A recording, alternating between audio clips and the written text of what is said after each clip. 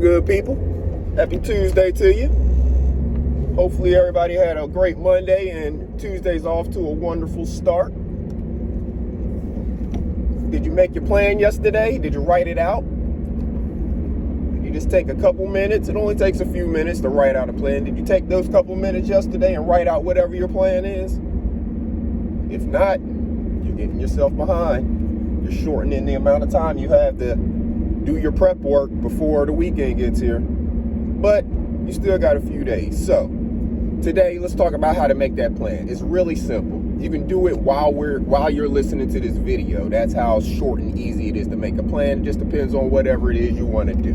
Let's say, for example, your plan is to plant a container garden this weekend, whether it's herbs or some other kind of vegetable or whatever, right? So first thing you need is a container. Here, make your list. Get yourself a list. Put at the top of it, label it, name it, whatever, planting a container garden, write on the list, container. Whatever that container is going to be. You don't have to write what it is going to be right now, but write down container. That's something that you need. Now, as far as the container, you may already have something around your house because a container is just something that holds soil. It could be a bucket. It could be a pot of something was planted in previously. It could be a jar, depending on how big and what it is you're trying to plant. I mean, if you're doing an herb garden, you could really do it in a mason jar. So, container, that's the first thing you need. Second thing you're going to need, soil. Some kind of soil. You want some good quality soil. It may not be just going out in your backyard. Now, if you have good soil in your backyard, you may be able to use that. But you may need to go buy some soil. So, however much you're going to need for whatever it is you're planting based on the size container that you have, right? That's all dependent on you.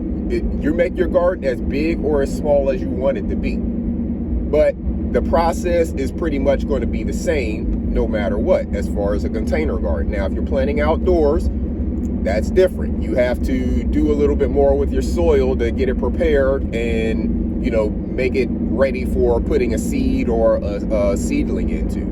But for a container garden, it's going to be pretty much the same no matter where you live, except for a few fluctuations for weather, and if you plan on doing it outdoors.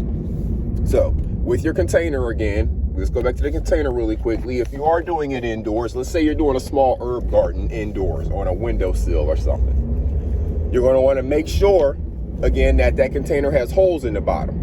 But of course, if you're doing it indoors, you want to make sure that you have a catch tray underneath it. Because the purpose of the holes is so water can flow through.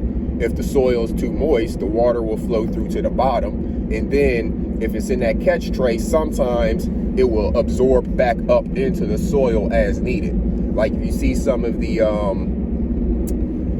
self-watering, planters, you put extra water in the bottom and it's supposed to be absorbing it back up into the bottom of the soil as it needs it. But again, no matter what, you're going to want a catch tray underneath it, especially if it's indoors or if you have it outdoors somewhere that you don't want basically dirty water to stain an area or drain through onto an area. You're going to want to make sure you get a catch tray underneath it to catch that water.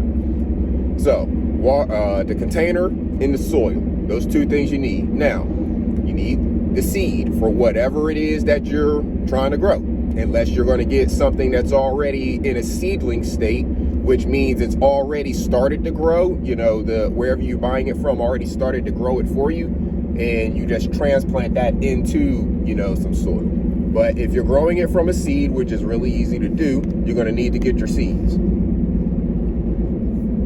Again, we're just writing out a plan.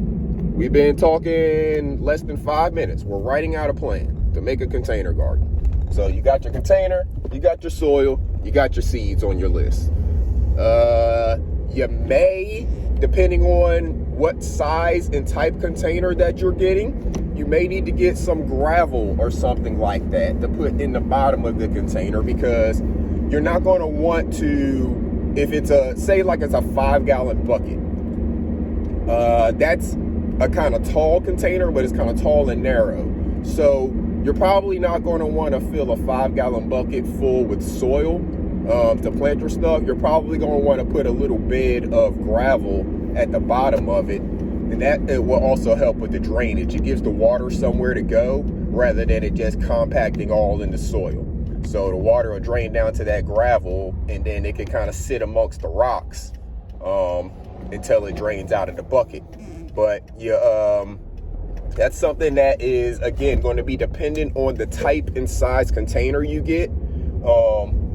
And then also like the depth of the roots of whatever it is you're planting. Like if you're planting carrots or, something that goes down into the ground, that grows in the soil, then of course you need to account for the depth of something like that. But the rest of your stuff that grows above the soil and, it grows on a vine or a stem or something like that, the roots only go so deep on those items. So you can use all of these things to determine the size and type of your container. But again, it's going to be dependent on what you are planting.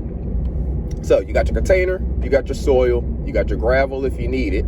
If you need any tools, if you're doing a small container garden, you may want to get a little shovel if you don't have one, like a little hand shovel. But you can do most of this with your hands in a small area.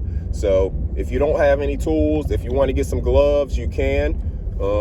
Since you're going to be working with, if you're buying, clean new soil, it's not going to hurt your hands to touch it without gloves. But if you want to get gloves for some of the other things you may be doing later, like if you end up later on buying some kind of treatment to add, some organic fertilizers and things like that, you can get gloves now, so you go ahead and have them. But really, there's only those few items that you need on your list: your container, your soil, your seeds. The other things are optional depending on what you are planting. You get those items on your list, boom, you got your list made. Now you just got to figure out when you're going to actually go get the items, when you're going to execute them. That's the last thing on your list. You got to give yourself kind of like a suspense date. When are you going to actually do this stuff? You've written it all down, but it being on the list doesn't mean anything unless you execute it. So that's your last step, is to put that on your list.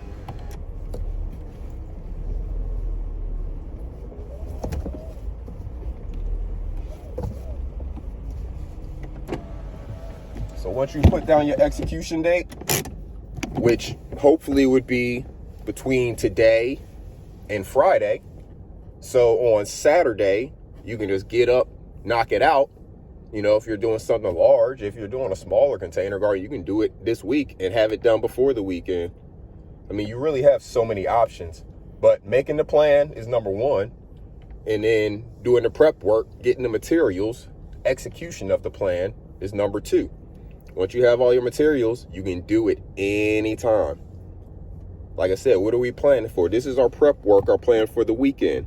But if you knock out your weekend project before the weekend, you can either do another weekend project or say, hey, I got my work done early, so I'll really get to chill. Because sometimes we have to do that too.